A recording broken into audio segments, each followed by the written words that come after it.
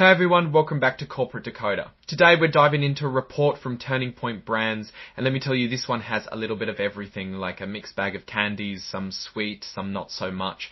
Before we get started, if you appreciate getting straight insights from corporate filings, make sure you are subscribed.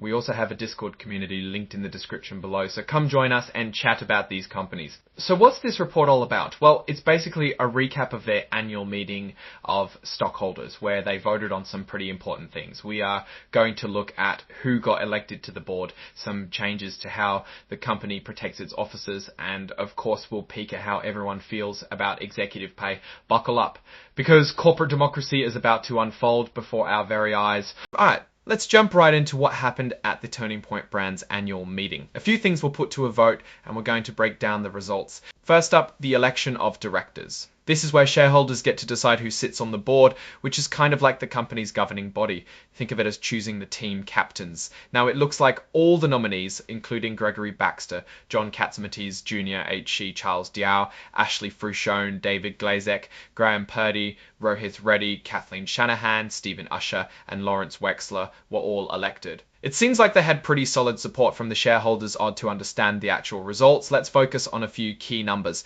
Take Gregory Baxter, for example. He got roughly 12 million votes in favour, while around 239,000 votes were withheld. This means that while a large majority supported him, a small percentage of shareholders weren't entirely on board. The same trend can be seen across all nominees. Large number of votes for and smaller amount of withheld votes. Another interesting metric to note here is what is called broker non-votes. In this case, it is about 1.9 million for each nominee. These happen when brokers holding shares for clients don't get instructions on how to vote and therefore don't vote on certain proposals. This can sometimes skew the results, especially on more contentious issues. However, in this instance, it doesn't seem to have affected the outcome since all nominees were elected anyway. Next, there was a vote on whether to change the company's rules to limit the liability of certain officers. Basically, this is about protecting company leaders from certain kinds of lawsuits. It's like adding an extra layer of insurance for them. And the end result shows that 11.4 million voted for and almost a million voted against. This suggests that there was general support for the proposal, but a sizable minority had concerns. Another important vote was about who would be the company's independent registered public accountant. Basically, these are the folks who check the company's financial statements to make sure everything looks good. The shareholders voted to keep KPMG in that role for the year.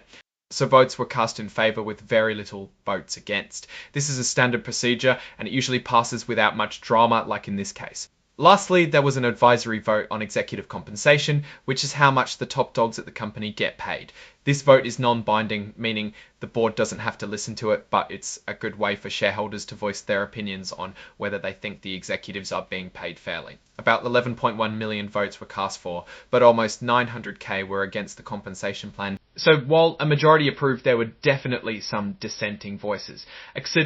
Now, what does all of this mean? Well, for starters, it shows that the current board has the confidence of the shareholders, since they were all re-elected without much opposition.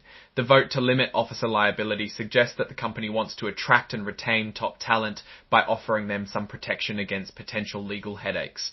The approval of KPMG as the company's accountant signals that shareholders trust the firm to provide accurate and reliable financial oversight.